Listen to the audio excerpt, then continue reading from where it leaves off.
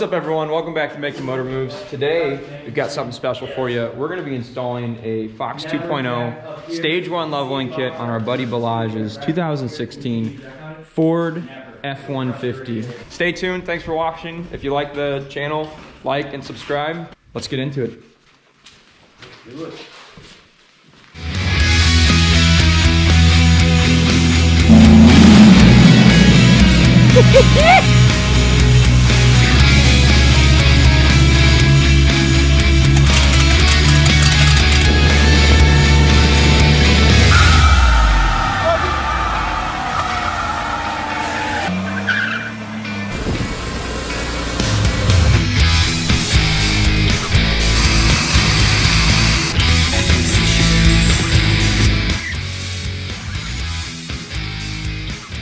Hey guys, it's George here. Ben already introduced you guys to the start of this video, but I'm going to go a little bit further and explain a little bit about what we're doing today, why we're doing it, what you need to know before installing a leveling kit on your truck. The first question about leveling or lifting a truck is always, what's the difference between a leveling kit and a lift kit? With a leveling kit, you're going for a little bit increased suspension performance for minor off-road applications and to achieve look that they want to have for a certain size tire and certain style of wheel that's aftermarket. Suspension, depending on the truck that you have, can act actually better with a leveling kit, depending on the kit that you buy, or slightly worse if you go on the cheaper side of the route. The main difference between a leveling kit and a lift kit is that with a lift kit, you're going to be replacing far more suspension components because you're focused on raising the physical body of the truck. Everything's going to be swapped out with parts that have lengthened sizes or lowered mounting points to physically raise the truck. That's what a lift kit is. It's far more expensive. A leveling kit is a great budget-friendly option that will keep your ride quality but allow you to achieve a slightly larger wheel and tire to fit your wheel well a little bit better and give it some good aggressive looks. Today we're going to give a step-by-step process with installation procedure for this Fox leveling kit. All right, so we're getting set up here. And we got our buddy Phil here and Balage. Balage is the truck owner, and then you know that guy. Hey. And within this kit, these are mud guards. They actually protect the rear shock absorbers, and we'll go and dive into that later. These mud guards go actually onto the rear shocks when they're extended to block dirt and debris from entering the cylinder inside the reservoir of the shock. We've got get this thing apart here. So here we got the front coilover springs. These are the Fox 2.0s. Really nice piece here. These are going to go in the front. Basically, instead of calling just a shock absorber, it's called a coilover because you have a spring that is coiled over the shock absorber on the interior. We're going to be swapping these custom coilovers with the stock struts that are already inside the truck now. Now I'll kind of dive into the tools that you need.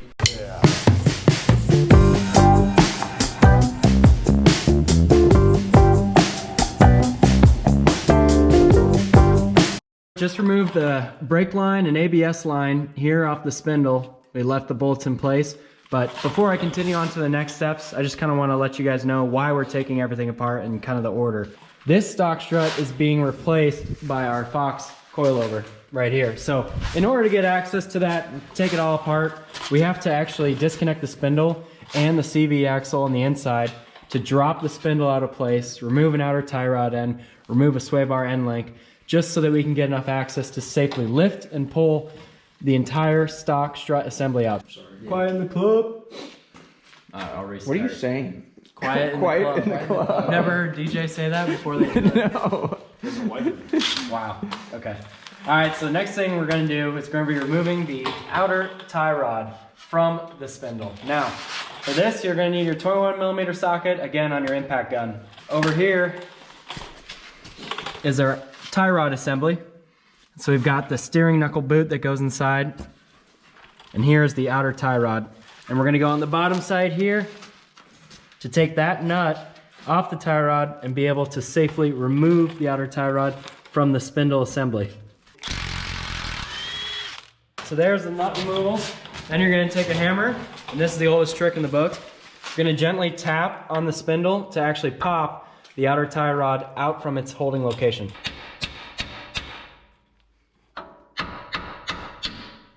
There we go. Beautiful. All right, so now the outer tie rod has been removed from the spindle. So you can just go right back there in its mounting location. We're now going to jump to the sway bar end link to remove that over here. This right here is your sway bar end link, and the nut for it is actually on the bottom. And this is an 18mm socket, again, on our 1/2" impact. And it might be tough to see here. That's the nut we're gonna be removing. I went ahead and added a vice grip here so that this shaft doesn't spin as we're removing the rest of that nut. So go ahead, Ben. All right, just like that, the nut is off. Underneath this dust cap is a 13mm nut that actually holds the center of the CV axle right here that goes into the spindle. So now we're gonna remove the dust cap cover here. So you're gonna grab a flat-headed screwdriver and just pop it out of place. Hello again. So I actually lied.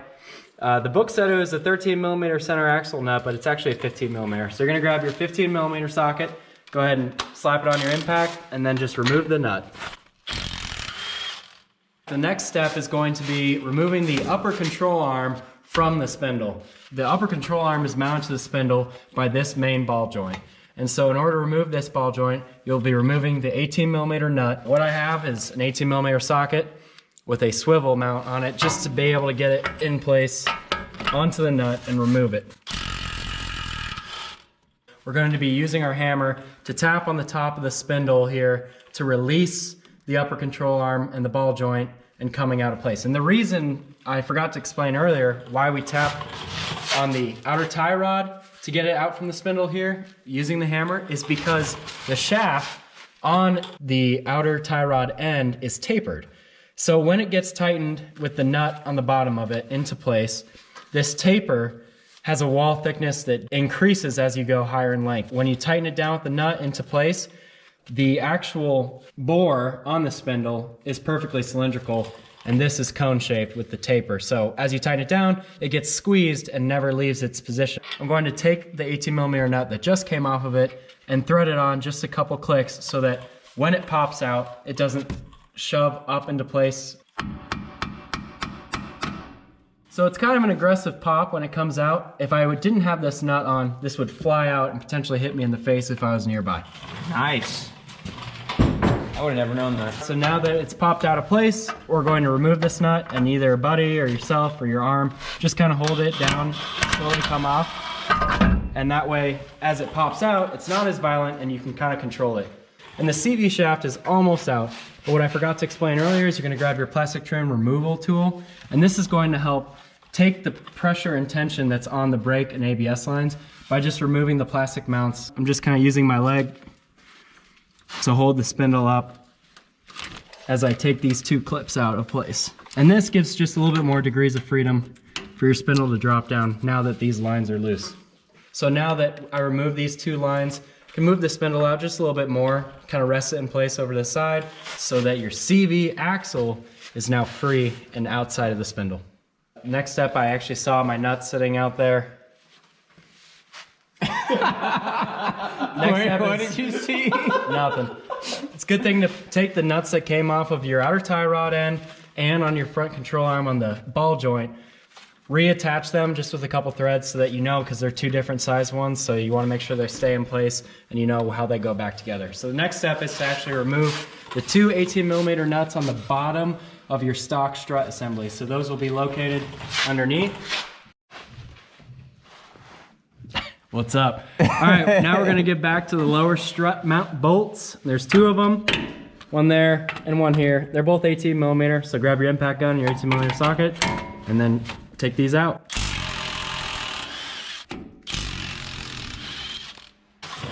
Oh, supercharger, put a big old blower on it.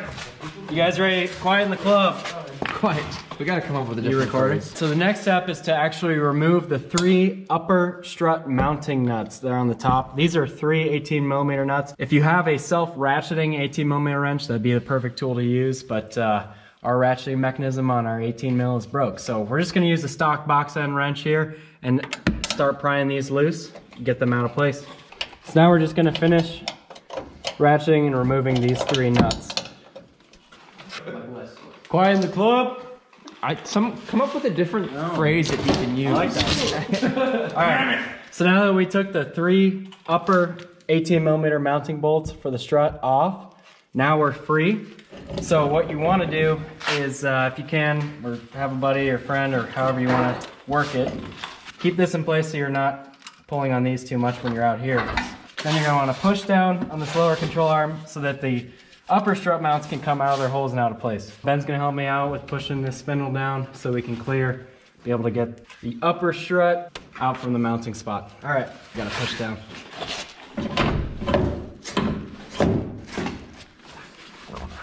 A little more TLC.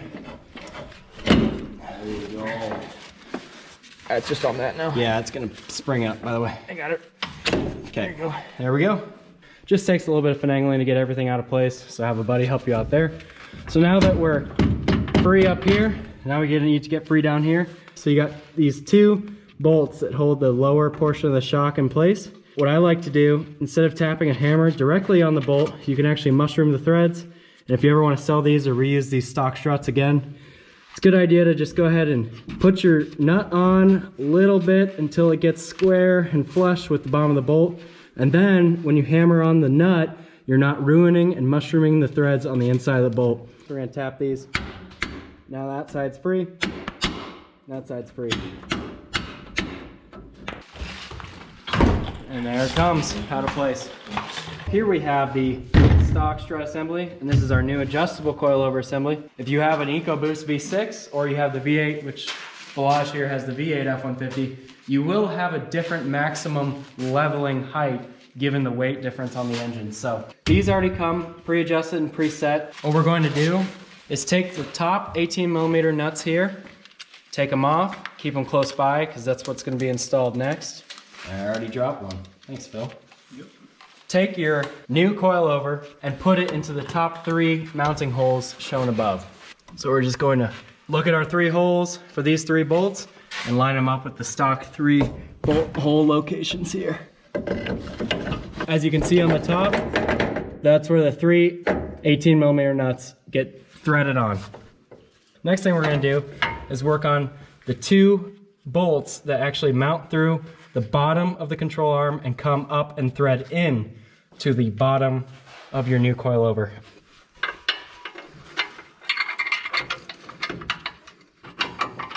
There you go. Now we actually start by tightening the top. So you're gonna grab your 18mm wrench again. Again, if you have self-ratcheting, I highly recommend.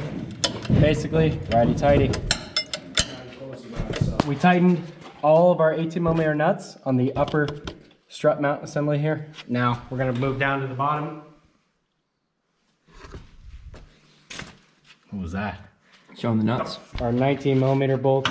We're gonna go ahead and tighten these up next. Just like that. Now we're going to reconnect the outer tie rod end back to the spindle housing. Actually, before we do that, I'm gonna go ahead and get this CV axle in place. This one you might need a buddy for. Push down a little bit. And we're good there. We can reconnect this outer tie rod end back to the spindle. Now, once it's been popped in place there, you're gonna take your 21mm nut and thread it on just a couple threads to keep it in place. We are going to reconnect the upper control arm back onto the spindle through the ball joint here. I'm going to grab the upper control arm. You can also use a pry bar if you'd like, but since we have 2 guys here, I'm just going to push down right there to get this bolt into the shaft and then put my nut on. Okay, you thread it on. You're going to grab your impact gun, 18mm socket. Swivel helps us in this case because these are deep sockets. And you're going to go ahead and attach the 18mm nut. And we're going to move to the outer tie rod arm here. And we're going to tighten the nut that you had threaded on. We're going to take our 18mm nut. We're going to put it back in place on the bottom bolt of the sway bar end link and then tighten. We're going to go ahead and take our 15mm nut, put it back on our center axle bolt here, tighten this back in place.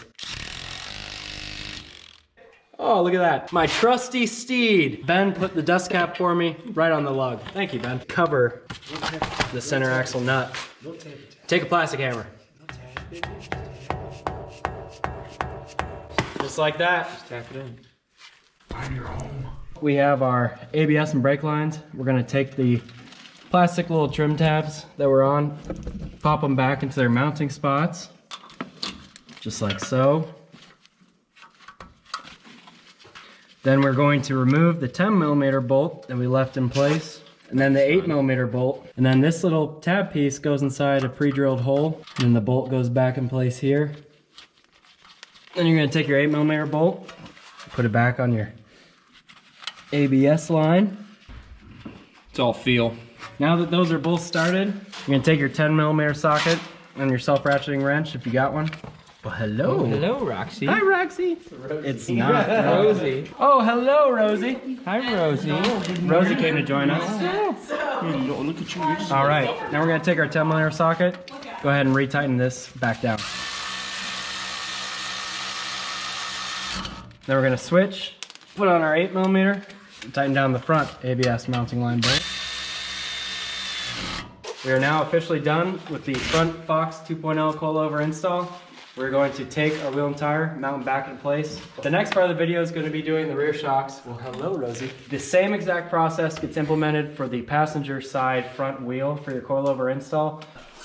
Hello, Rosie. We took our front wheel, put it back into place. When you tighten your lug nuts back down again, it's important to go in a star pattern and to skip a lug when tightening.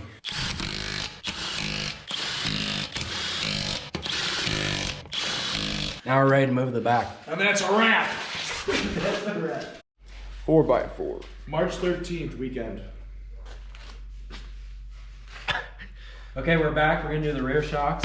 First thing we'll need to do is remove the rear tire.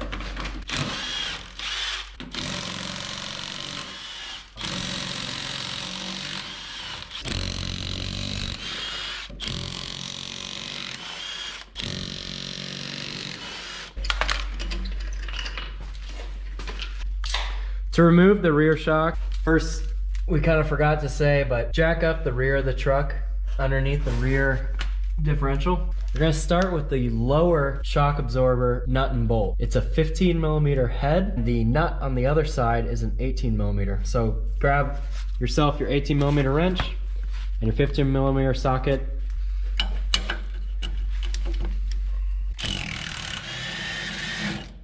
Just like that, pull that out. Now we'll move to the top.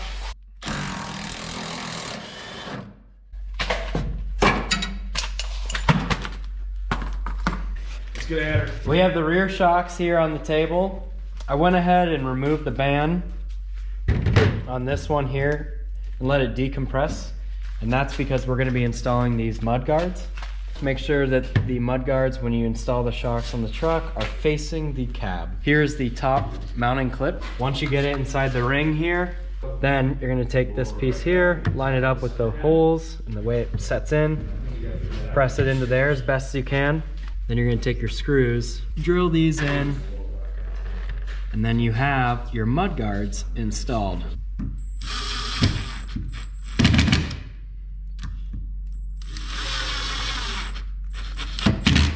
You can take your mounting screw and bolt that you released from your stock shock, put it back into place.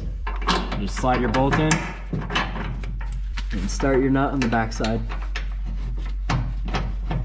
Now we're going to compress the bottom upwards and slide the lower mounting bolt in place. Gotta catch it right in time. Okay, and we got it. Now you can tighten the bottom and the top. You're good to go. Once you tighten down the upper and lower bolts on the rear shock absorber, go ahead and put your wheel and tire back on and tighten up your lug nuts.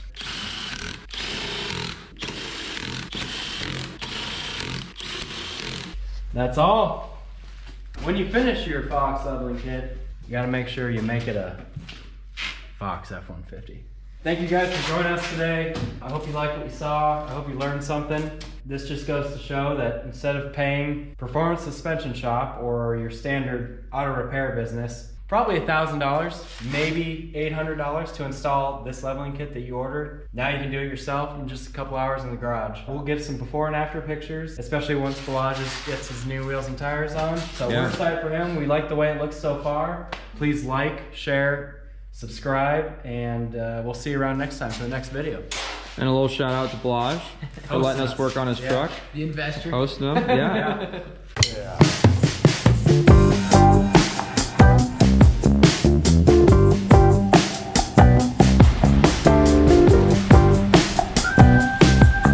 We just finished the install on Balage's 2016 F-150. We got the leveling kit here. And here's the aggressive stance it provides. I hope you guys enjoyed the video, and this was just a little wraparound camera action to show what the truck ended up looking like leveled. And tell us about what you chose here again for wheels and tires. Tire size is 285, 60R20s. It's just about the max size you can do before you start rubbing. You know, that was our main goal. We're gonna go test drive it around before Balaj gets his alignment, which is critical to have after you install a leveling or lift kit. We're gonna go have some fun. See you next time.